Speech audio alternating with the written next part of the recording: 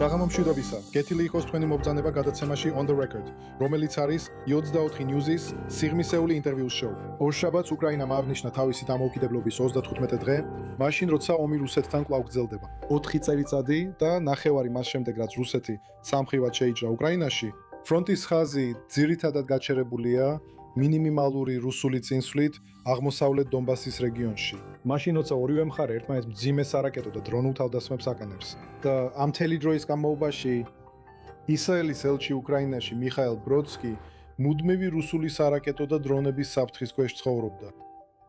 როდესაც მისმა მასპინძელმა ქვეყანამ ომის დროს ნორმალური ცხოვრების შენარჩუნებისთვის იბრძოლა.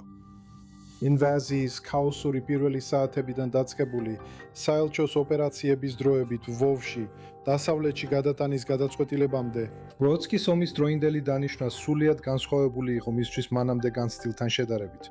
და როცა ომი გაგრძელდა, ბროდსკი აკვირდებოდა, როგორ მერხეობდა ურთიერთობები ისრაელსა და უკრაინას შორის. იმის გამო, რომ კიევი თვრიდა იერუსალიმის მხარდაჭერა არასაკმარისი იყო. მაგრამ ეს ყველაფერი შეიცვალა 7 ოქტომბრის თავდასხმების შემდეგ, როცა ორივე ქვეყანა ჩაერთო ომებში, რომლებსაც ისინი გადარჩენის ომებად მიიჩნევენ. შეეძლო თუ არა ისრაელს მეტი გაეკეთებინა უკრაინის დასახმარებლად და რა პოზიცია უნდა დაიკავოს ისრაელმა, როცა ომი გრძელდება. ამ ყველაფრის გასაშიფრად, ჩემთვის დიდი პატივია, რომ დღეს გადაცემაში მყავს მიხეილ ბროდსკი.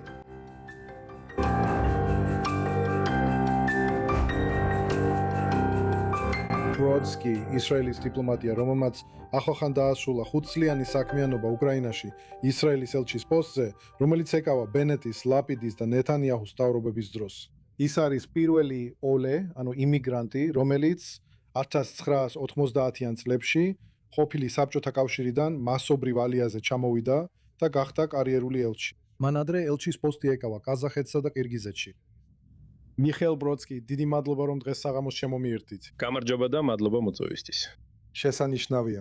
ბატონო ელჩო, როგორც ჩემს შესავალში აღნიშნე, ფრონტის ხაზები საკმაოდ სტაგნირებულია, თითქმის არ არის მოძრაობა ოდნავ რუსეთის მხარეს, მაგრამ ბოლო თვეებში ჩვენ ხედავთ უკრაინის კოორდინირებულ ძალისხმევას, რომ დაარტყას რუსეთის ტერიტორიაზე ქვეყნის სიღრმეში. შეგიძლიათ მოკლედ მიმოიხილოთ უკრაინაში ომის მიმდინარე მდგომარეობა. იცით, მე ამ სიტუაციას ვახასიათებ როგორც პირველი მსოფლიო ომისა და მესამე მსოფლიო ომის ნომის ნაზავს. აგიხსნით რატომ? რადგან ერთი მხრივ არსებობს უზარმაზარი ფრონტის ხაზი და როგორც თქვით, ის თითქმის გაჩერებულია. უკვე მრავალი წელია გაჩერებულია. და ორივე მხრიდან შუერპლის რაოდენობა იზრდება, ძალიან დიდია. და ეს სიტუაცია, როდესაც ყველაფერი სრულიად გაჩერებულია, გვახსენებს პირველ მსოფლიო ომს. ასე თხრილები ზუსტად ასეა. და მეორე მხრივ თანამედროვე ტექნოლოგიების გამოყენება სრულიად ახალი რამაა რაღაც, რაც აქამდე არ გამოგვიცდია. ორ არმიას შორის არის სასიკვდილო ზონა და ამ სასიკვდილო ზონაში არც ერთი ადამიანი ვერ გადარჩება რამდენიმე წამზე მეტხანს. მაგრამ ეს სრულიად ახალი რამაა დრონების გამოყენება. ორივე მხრიდან, განსაკუთრებით კი უკრაინული მხრიდან, რომელიც ძალიან გამოირჩევა დრონებისა და თანამედროვე ტექნოლოგიების გამოყენებით ზოგადად. ეს სრულიად ახალი რამაა. და ალბათ ეს გვაძლევს მაგალითს იმისა, თუ რა შეიძლება მოხდეს სხვა რეგიონებშიც, მათ შორის ახლო აღმოსავლეთში. დიახ, ამაზე ცოტა მოგვიანებით ვისაუბრებთ, მაგრამ რაც შეეხება ისრაელს, ომის რა ეტაპზე მიმართა უკრაინამ ისრაელს დახმარებისთვის? სინამდვილეში ეს ომამდეაც კი იყო, უკრაინის მხრიდან ისრაელთან კონტაქტები და შეტყობინებები არსებობდა. და ითხოვდა გარკვეული ტიპის იარაღის, განსაკუთრებით საერო თავდაცვის სისტემების მიწოდებას. მახსოვს უკრაინის ყოფილი თავდაცვის მინისტრი, ბატონი ალექსეი რეზნიკოვი ეწვია ისრაელს. ეს იყო 22 დეკემბერი.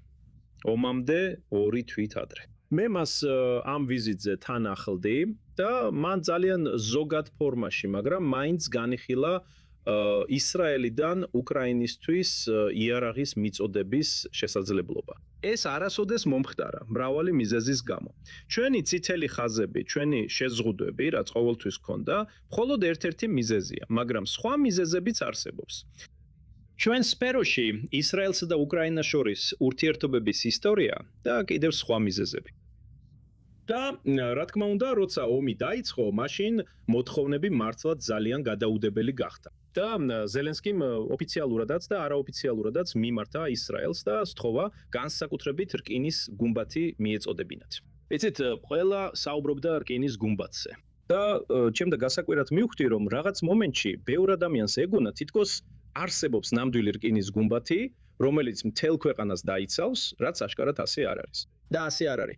ეს იყო ის, რაც უკრაინის მოსახლეობისთვის უნდა ამეხსნა, რომ რკინის გუმბათი არ არის ზუსტად ის, რასაც ისინი წარმოიდგენენ. ეს სრულიად სხვა რამეა. ესე რომ თქვენ შეეხეთ იმ შეზღუდვებს, რომლებმაც ისრაელს უკრაინის შუად მხარდაჭერის საშუალება არ მისცა. შეგიძლიათ დეტალურად ახსნათ ეს? დიახ, რა თქმა უნდა. ფიქრობ ეს საკმაოდ ნათელია და უკრაინელებისთვისაც ახლა უკვე ნათელია, რომ ჩვენ ახლო აღმოსავლეთში ძალიან სახიფათო სიტუაციაში ვიმყოფებით. და ჩვენ უნდა დავითვალისწინოთ სხვადასხვა მოთამაშეები და ძალები, რომლებიც მნიშვნელოვან როლს ასრულებენ ახლო აღმოსავლეთში, მათ შორის რუსეთიც. და იმ დროს თუ გახსოვთ, რუსეთი ძალიან ახლოს იყო. რუსეთის არმია ძალიან ახლოს იყო ჩვენს ჩრდილოეთ საზღვართან. ისინი სირიაში იყვნენ განლაგებულნი და ჩვენ იმ დროს შევქმნით კომუნიკაციის არხი რუსებთან, რათა აგვეცილებინა სხვადასხვა კონფლიქტები სირიის ცაში. და ეს იმუშავა. ამიტომ არ გვინდოდა რისკის ქვეშ დაგვეყენებინა ეს თანამშრომლობა რუსეთთან. და სხვა გარემოებებიც იყო. ებრაული საზოგადოება რუსეთში ძალიან დიდია. არ გვინდოდა, ჩვენ გვინდოდა მისი დაცვა. გვინდოდა რომ უსაფრთხოდ ყოფილიყო. და იყო თუ არა შიში, რომ თუ ისრაელი უკრაინას დაეხმარებოდა და თავდაცვით იარაღს მიაწვდიდა, მოსკოვში მყოფი მთავრობა რუსეთში ებრაულ საზოგადოებაზე ზომებს მიიღებდა. იცით, არ ფიქრობ, რომ ამის სრულად გამორიცხვა შეიძლებოდა. მე ამას სრულად არ დამოურიცხავდი. ყველაფერი შესაძლებელი იყო. და ფიქრობ, რუსები ძალიან კაფიოდ აცხადებდნენ, რომ ისრაელსა და უკრაინას შორის სამხედრო თანამშრომლობას შედეგები ექნებოდა. და ასევე ჩვენ მივხვდით, რომ ევროპის ნაწილი არ ვართ, ნატოს წევრებიც არ ვართ. ძალიან ბევრი ქვეყანა, რომელმაც უკრაინას სამხედრო დახმარება გაუწია და კვლავაც უწევს. იმ დროს ჩვენ შეგვეძლო რაღაცა სხვა შეგვეტანა. ჩვენ ძალიან მნიშვნელოვანი ჰუმანიტარული დახმარება გავწიეთ. გახსოვთ ომის დასაწყისში მაშინდელი პრემიერ-მინისტრი ბენეტი ცდილობდა შუამავლის როლი შეესრულებინა და მოსკოვში წავიდა. ამიტომ ფიქრობდით, რომ უკრაინას სხვა გზებითაც შევეძლოთ დახმარება და ასეც მოვიქეცით. თქვენთვის პირად დონეზე ოდესმე რთული ან შემაწუხებელი იყო ამ გზამილების უკრაინის მთავრობისთვის და უკრაინელი ხალხისთვის გადაცემა.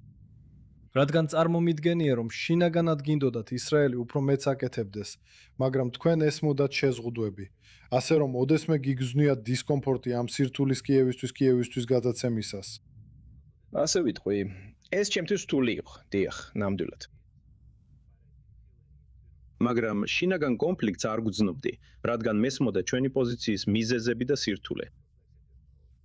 და ეს იყო და ეხლაც არის ძალიან რთული, ძალიან ნიუანსიანი. და რა თქმა უნდა, რთულია ამის ახსნა ქვეყნისთვის, ან ადამიანებისთვის, რომლებსაც თავს ესხმიან, მოწინააღმდეგედ და სასტიკად თავს ესხმიან და ვისთვისაც გადარჩენა სასწორზე დგას.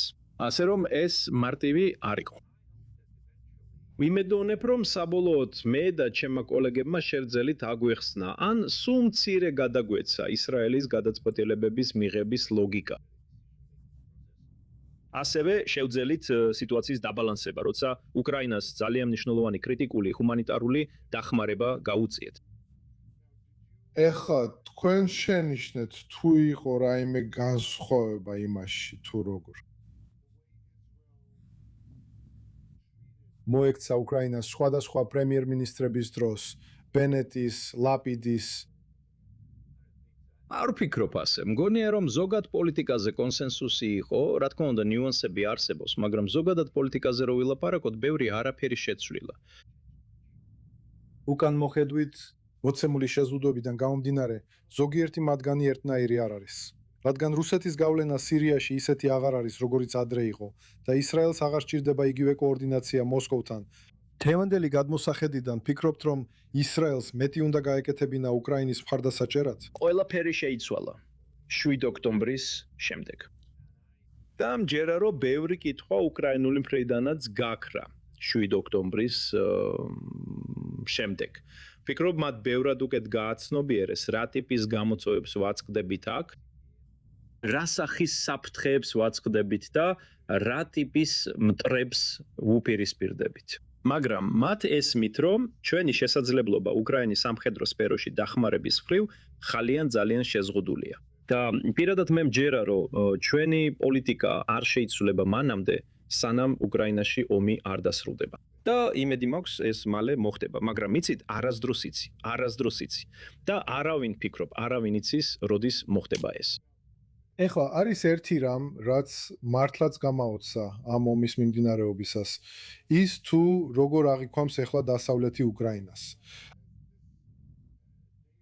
დავითივით ებრძვის გოლიათს ყველა წინააღმდეგობის მიუხედავად გადარჩება, არა მხოლოდ გადარჩება, არამედ იბრძვის, ცდილობს შეინარჩუნოს ნორმალური ცხოვრება. ეს მახსენებს იმას არაპირადად, არამედ როგორც მე წავიკითხე ეს, როგორ აღიქვამდნენ ისრაელს 6 დღიანი ომის შემდეგ, როგორც პატარა ქვეყანას, რომელსაც ბევრად სუსტი არმია ჰყავდა მრავალ მოწინააღმდეგესთან შედარებით და მაინც გაიმარჯვა. ხედავთ მსგავსებას იმ დროინდელ ისრაელსა და უკრაინას შორის. და კიდევ რა მსგავსებებს ამჩნევთ ამ ქვეყნებს შორის? რა თქმა უნდა, და არა მხოლოდ იმ დროინდელ ისრაელსა და დღევანდელ უკრაინას შორის, არამედ დღევანდელ ისრაელსა და დღევანდელ უკრაინას შორისაც. და ამ ორ ქვეყანას შორის ძალიან ბევრი მსგავსებაა. იცით, არა მხოლოდ ჩვენი პოზიციონირებისა და ძლიერ მტრებთან დაპირისპირების თვალსაზრისით, არამედ ჩვენი შიდა პოლიტიკური კულტურის თვალსაზრისითაც. და ბევრ მხრივ ჩვენ ძალიან გავართ ერთმანეთს. კარგი, ესე რომ ამ მსგავსებებისა და იმ საკითხების თვალსაზრისით, რაც დღეს უკრაინასა და ისრაელს საერთო აქვთ, ერთ-ერთი მათგანია საერთო მოწინააღმდეგე ან მტერი და ეს არის ირანი. როგორ აისახება ირანთან საერთო მტრობა ისრაელსა და უკრაინას შორის ურთიერთობებზე? რა თქმა უნდა, ირანული საფრთხის საკითხში ერთნაირად ვფიქრობთ. ირანი აშკარად ჩვენი მტერია, მაგრამ ის აშკარად უკრაინის მტერიცაა. და ჩვენ დავიწყეთ თანამშრომლობა ირანის საკითხზე. ვერ შევძლებ დეტალებზე საუბარს, იცით, თანამშრომლობის შესახებ, მაგრამ ჩვენ შევძელით უკრაინელებთან ერთად მივახციეთ იმას, რომ უკრაინის მთავრობამ რევოლუციის გუშაკთა კორპუსი ტერორისტულ ორგანიზაციად გამოაცხადა. ეს ძალიან მნიშვნელოვანი გადაწყვეტილება იყო, არა მხოლოდ იმიტომ, რომ ეს უკრაინის გადაწყვეტილება იყო, არამედ იმიტომაც, რომ ევროპის ბევრი ქვეყანა უკრაინას უყურებს. და ისინი, იცით, ისინი აფასებენ ამ გადაწყვეტილებას და შეიძლება მიიღონ იგივე გადაწყვეტილება უკრაინის გადაწყვეტილების შემდეგ. ასევე საერთაშორისო ორგანიზაციებში ჩვენ თანამშრომლობთ უკრაინის საკითხზე, რადგან ორივე ქვეყანას ნათლად ესმის, რომ საერთო მტერი გვყავს. და ჩვენ ერთად უნდა ვიმუშაოთ, რომ შევზღუდოთ მისი გავლენა სამხედრო თვალსაზრისით ახლო აღმოსავლეთსა და უკრაინის კონფლიქტზე. ადრე თქვენ ისაუბრეთ მაგალითად ომამდე და ომის დასაწყისში რუსეთთან. თუ როგორ ეძებდა უკრაინა ისრაელის დახმარებას? მაგრამ რა ისწავლა ისრაელმა უკრაინის გამოცდილებიდან ირანთან მიმართებით, რამაც ისრაელს სამხედრო თვალსაზრისით დაეხმარა?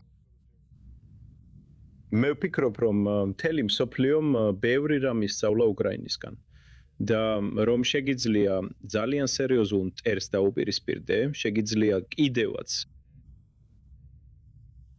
და იცი, შეგიძლია გაიმარჯო, შეგიძლია დაიცვა შენი ქვეყანა მიუხედავად შესაძლებლობების ცვლილებისა, განსხვავებული შესაძლებლობების მიუხედავად. რაც შეეხება ირანს, ცხადია, უკრაინამ დიდი გამოცდილება დააგროვა ირანულ იარაღთან ბრძოლაში, განსაკუთრებით დრონებთან. და ეს ისაა, რაც უკრაინელებისგან დავიწყეთ სწავლა, რადგან ამჟამად ჩვენც იგივე საფრთხის წინაშე ვდგავართ. მაგრამ უკრაინა ალბათ ერთადერთი ქვეყანაა, რომელსაც ამ დრონებთან ბრძოლის რეალური გამოცდილება აქვს. და სინამდვილეში მათ შეძლეს ძალიან ეფექტური სისტემების შექმნა და ეხლა მათ უმეტეს დრონებს ანადგურებენ. სამწუხაროდ მათ არ აქვთ საკმარისი საჰაერო თავდაცვა, რომ გაუმკლავდნენ ბალისტიკურ ან ფრთოსან რაკეტებს. მაგრამ დრონებთან ბრძოლაში ისინი საკმაოდ ეფექტურები არიან. და ვფიქრობ ეს ჩვენთვისაც ძალიან მნიშვნელოვანი გამოცდილებაა. არის თუ არა რაიმე უშუალო პრაქტიკული გაკვეთილები, რომლებიც ისრაელმა უკვე აითვისა უკრაინის გამოცდილებიდან? ჩვენ ამ პროცესში ვართ. ვერ გეტყვით, უკვე ავითვისეთ თუ არა ეს გაკვეთილები, მაგრამ ჩვენ გვაქვს საკუთარი ტექნოლოგიები. ჩვენ თითქოს ორ პარალელურ ხაზზე მივდივართ, რადგან ორივე ქვეყანა აქტიურ საომარ მდგომარეობაშია და ორივე ქვეყანა ავითარებს სამხედრო ტექნოლოგიებს. მაგრამ სინერგია არსებობს და ის კიდევ უფრო განვითარდება. ეხლა თქვენ ახსენეთ, რომ ისრაელი ერთადერთი არ არის, ვინც უკრაინის დახმარებას ეძებს და მისი გამოცდილებიდან სწავლობს. გამოცდილება. ჩვენ ეს ასევე ვიხილეთ ირანის ომის შემდეგ. ესეთი ქვეყნები, როგორიცაა არაბთა გაერთიანებული საამიროები, ყატარი, საუდის არაბეთი, უკრაინის დახმარებას ეძებენ. მაშ როგორ რა გავლენას ახდენს ეს უკრაინის ურთიერთობებზე რეგიონთან? და შეიძლება ისრაელმა სადოს ამაზე დაგნობა რეგიონული ინტეგრაციისთვის. აბსოლუტურად. და ვფიქრობ, უკრაინელებმა გააცნობიერეს, რომ მათ ამჯერად დიახ ხელში კოზირები აქვთ. მათ აქვთ მკაფიო უპირატესობა, რომელიც შეძლეს განევითარებინათ და რომელიც ძალიან მნიშვნელოვანია ბევრი ქვეყნისთვის მსოფლიოში. განსაკუთრებით სპარსეთითის ყურის ქვეყნებისთვის, რომლებიც ირანის მიერ იქნენ თავდასხმული. და მე ეს საკმაოდ კარგად ვიცი. ბევრი ახლო აღმოსავლეთის ქვეყანა მიმართა უკრაინის მთავრობას და სთხოვა დახმარება მათი კრიტიკული ინფრასტრუქტურისა და მოსახლეობის ირანული რაკეტებისა და დრონებისგან დაცვის საკითხში. და ეს დახმარება, რამდენადაც მე ვიცი, უკვე იქნა გაწეული. იცით, ზელენსკი ეწვია ახლო აღმოსავლეთის ქვეყნებს და დახპირდა მათ დახმარებას. რაც შეგიძლიათ გაგვიზიაროთ? რა გაკვეთილებს აძლევს უკრაინა თავის პარტნიორებს, ისრაელს, სპარსეთის ყურის ქვეყნებს? საუბარი არ არის აუცილებლად ახალ ტექნოლოგიებზე, ეს ეხება გამოცდილებას. და არ არსებობს სხვა ქვეყანა, რომელსაც აქვს ასეთი გამოცდილება, როგორც უკრაინას, როგორც უკრაინელებს. ამ უზარმაზარი ფრონტის ხაზით და მრავალწლიანი გამოცდილებით დრონებთან მუშაობაში, არა მხოლოდ ირანულ დრონებთან, არამედ რუსულ დრონებთანაც, იცით, რუსეთმა შეექმნა უზარმაზარი, იცით, დრონების ინდუსტრია და ზოგადად სამხედრო ინდუსტრია. მე არ ვფიქრობ, რომ ისინი ახლა ესე ხშირად იყენებენ ირანულ დრონებს. მაგრამ დასაწყისში მახსოვს, ისინი საკმაოდ ეხარჯნობოდნენ ირანულ დრონებს, მაგრამ ალბათ ახლა უკვე აღარ. და ეს სფერო აშკარად საკმაოდ სწრაფად იცვლება. ომის დასაწყისში უკრაინელი პოლიციელები ქუჩაში თოფებით ესროდნენ შაჰედის დრონებს. აბსოლუტურად. ქუჩებში. აბსოლუტურად. ეხლა ხო, ეს ასე აღარ არის. ეხლა მათ სხვა გზები აქვთ ამ დრონებთან გასამკლავებლად. მაგრამ აუცილებელი არ იყო, რომ რაიმე ტექნოლოგიური გარღვევა ყოფილიყო საჭირო მის დასაძლევად. ეს უბრალოდ გამოცდილების საკითხია. რა მუშაობს, რა არ მუშაობს. ამაზე ვსაუბრობ. შეუძლია უკრაინას ამ ომში გამარჯვება? კარგი, რეალურად რო ვთქვათ, არ ფიქრობ, რომ ვინმე აშკარად გამარჯვებაზე ფიქრობს. და რა არის გამარჯვება, რა არის მოგება? ეს ძალიან დიდი კითხვაა. მაგრამ მე მჯერა, რომ უკრაინამ შეძლო და მომავალში შეძლებს გადარჩენას როგორც დამოუკიდებელი და თავისუფალი ქვეყანა, რაც ძალიან მნიშვნელოვანია როგორც დემოკრატიული ქვეყნისთვის. და ეს არის დემოკრატიული ქვეყანა ყველა იმ პრობლემით, რასაც აწყდება. ეს არის თავისუფალი და დემოკრატიული ქვეყანა და მე იმედი მაქვს, რომ ისინი ასეთ ქვეყნად დარჩებიან. და მათ აქვთ ეს შინაგანი ძალა და შინაგანი ნება, რომ დარჩნენ დამოუკიდებელ და თავისუფალ ქვეყნად. და მე მჯერა, რომ ისინი შეძლებენ ამას. თქვენი შემცვლელი უკვე დანიშნულია? ის უკვე ჩამოვიდა, ის უკვე კიევშია, დიახ. და რა ძირითადი მოსაზრებები გაუზიარეთ მას? პირველ რიგში იმედი მაქვს, რომ სულ მცირე მისი ვადის განმავლობაში ომი დასრულდება. და ეს არის თავარი რაც უთხარი მას რომ ძალიან იმედი მაქვს რადგან იმედი მქონდა რომ ეს ჩემი ვადის განმავლობაში მოხდებოდა და ჩემი ვადა საკმაოდ გრძელი იყო 5 წელი ვიმედოვნებდი რომ ომი დასრულდებოდა ეს არ მოხდა იმედი მაქვს მისი ვადის განმავლობაში ეს მოხდება მაგრამ მიუხედავად ყველაფრისა მჯერა რომ ორივე ქვეყანა ძალიან ახლოს დარჩება ჩვენი ურთიერთობები ძალიან განსაკუთრებული და ძალიან ემოციური დარჩება და ეს ისა რაც ყველა ადამიანს ვინც უკრაინაში მუშაობდა უნდა ახსოვდეს რომ ჩვენ ძალიან განსაკუთრებული კავშირი გვაქვს ეს ადამიანური ხიდი რომელიც ძალიან ძვირფასი და მნიშვნელოვანია და არ აქვს მნიშვნელობა რა გამოწვევებსაც არ უნდა ვაწყდებოდეთ ურთიერთობები ძალიან მჭიდრო დარჩება და მე ამას ჩვეულებრივ ოჯახურ ურთიერთობებს უწოდებ იცი ძალიან ახლო ნათესავებს შორის დრო და დრო ოჯახური ფსიქოლოგი გჭირდება პრობლემების მოსაგვარებლად. და რა თქმა უნდა გვაქვს ჩვენი აღმავლობები და დაღმავლობებები, მაგრამ ამის მიუხედავად ჩვენ ვართ ორი ძალიან ახლო ქვეყანა, რომელსაც აქვს თანამშრომლობის უზარმაზარი პოტენციალი სხვადასხვა სფეროში, მათ შორის სამხედრო სფეროშიც. განსაკუთრებით მაშინ როცა უკრაინაში ომი დასრულდება. სხვა ინტერვიუში მოვისმინე რომ საბავშვო წიგნს წერთ.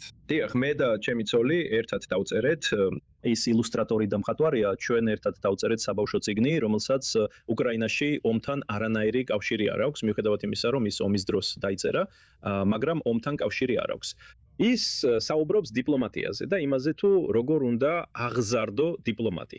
წიგნს ქვია როგორ აღზარდოთ დიპლომატი სახლში. ესეთი რაღაცებია, ეს არის სახალისო წიგნი უამრავი სურათით, უფრო კომიքს გავს ვიდრე ჩვეულებრივ წიგნს. და ის გამოვიდა უკრაინაში, მაგრამ ვიმედოვნებ რომ თარგმნით სხვა ენებზე, ალბათ ინგლისურსა და ებრაულზეც. კარგი, წარმატებებს გისურვებთ, იმედია წიგნი წარმატებული იქნება და იმედია ისრაელი გააგრძელებს თქვენი მომსახურებით სარგებლობას. ეხლა მინდა გადავალ შოუს ბოლო ნაწილზე. ეს სწრაფი კითხვების სეგმენტია. სამ სურათს გაჩვენებთ და მითხარით რა პირველი მოგდით თავში. მოდით პირველ სურათს გადავხედოთ. კარგი. თუ გნებავთ. ეს არის ისრაელის პრემიერ-მინისტრი ნეთანიაჰუ უკრაინასთან ერთად. პრეზიდენტი ზელენსკი სულ ცოტა ხნის წინ. ლინდსი გრაჰამის დაკრძალვა. მართალია. კი, ლიდერებს შორის ყოველი შეხვედრა მნიშვნელოვანია. ეს ძალიან მოკლე იყო, არ ვიცი რაზე ისაუბრეს. მაგრამ იმდენი საკითხია განსახილველი და იმდენი რამა სალაპარაკო, ასე რომ დარწმუნებული ვარ, დრო არ დაუკარდავთ. სხვა შემთხვევაში თუმცა პრემიერ-მინისტრი არ ჩვენი პრემიერ-მინისტრი ომის დროს უკრაინაში არ ყოფილა, მაგრამ ჩვენი ორი საგარეო საქმეთა მინისტრი უკრაინაში იმყოფებოდა ყოფილი ელი კოენი და ამჟამინდელი საგარეო საქმეთა მინისტრი გიდეონ საარი. უკრაინაში იმყოფებოდა. და ბატონი სიბილა, უკრაინის სადარეო საქმეთა მინისტრი, ბატონმა საარმა ისრაელში მიიწვია და მან მიიღო ეს მოწვევა. ასე რომ იმედია მალე ჩამოვა ისრაელში. კარგი, გადავიდეთ შემდეგ სურათზე. ეს არის ერთ-ერთი პირველი სურათი, რომელიც 20 რიცხვში გამოაგვერნეთ. 2022 წლის თებერვალში, როდესაც რუსეთი უკრაინაში შეიჭრა და იმ კონკრეტული დღიდან ბევრი რამ მახსოვს. და მახსოვს ვიღაცა მომწერა და მითხრა ეს ნამდვილად ისტორიული მომენტია. და ეს იყო ის, რასაც გრძნობდი. შეიძლება არა იმ კონკრეტულ დღეს, მაგრამ მოგვიანებით მივხვდი, რომ ეს იყო ისტორიული დღე. და ეს მაშინ მოხდა, როცა რუსებმა კიევი ომის პირველივე დღეს დაარტყეს. და რუსული მგონი ტანკი იყო ან რაღაცა მსგავსი, თითქმის კიევის ცენტრამდე მივიდა. მაგრამ შემდეგ უკრაინელებმა მოახერხეს შეჭრის შეჩერება და ამის შემდეგ სიტუაცია მკვეთრად შეიცვალა. და დანარჩენი უკვე ისტორია, ხო ვიცით, ომი, რომელიც ჯერ კიდევ გრძელდება. და როცა ყველა ფიქრობდა, რომ ეს ყველაფერი რამდენიმე დღეში ან რამდენიმე კვირაში დასრულდებოდა, ჯერ კიდევ გრძელდება. კარგი, მაშინ გადავიდეთ ბოლო სურათზე. ეს თქვენ ხართ, როცა წარადგენთ თქვენს ცნებათა სიგელებს. პრეზიდენტ ზელენსკის 22 ერთი დღით ადრე, სანამ ჩვენი პრეზიდენტი უკრაინას ეწეოდა, ერთი დღით ადრე, სანამ მე ჩემს ცნებათა სიგელებს პრეზიდენტ ზელენსკის წარუდგენდი, ის ახლა სხვანაირად გამოიყურება. მგონი მეც სხვანაირად გამოვიყურები, მაგრამ ის შეხვედრა მახსოვს, ეს იყო ერთადერთი შემთხვევა, როცა მასთან პირისპირ 9 საათის განმავლობაში ვისაუბრე. ეს საკმაოდ სასიამოვნო საუბარი იყო, მაგრამ ისევ და ისევ ეს ომამდე იყო. კიდევ ერთხელ მინდა მადლობა გადაგიხადოთ მიხეილ ბროდსკი. არა მხოლოდ აქ მოსვლისთვის, არამედ თქვენი სამსახურისთვის ძალიან მნიშვნელოვან და რთულ პერიოდში. ისრაელის ისტორიაში და უკრაინის ისტორიაში. როცა ომია თქვენ სამშობლოში, თქვენ კი მასპინძელ ქვეყანაში ომის დროს მსახურობთ. მინდა კიდევ ერთხელ მადლობა გადაგიხადოთ თქვენი სამსახურისთვის და იმისთვის, რომ დღეს აქ მოხვედით. ამით დავასრულებთ. მადლობთ, რომ დღეს გვიყურეთ. შემოგვიერთდით მომავალ კვირას გადაცემაში On the Record. დღევანდელ ეპიზოდს და ყველა წინა გადაცემას იპოვეთ YouTube-ზე და Spotify-ზე. მადლობთ ყურებისთვის.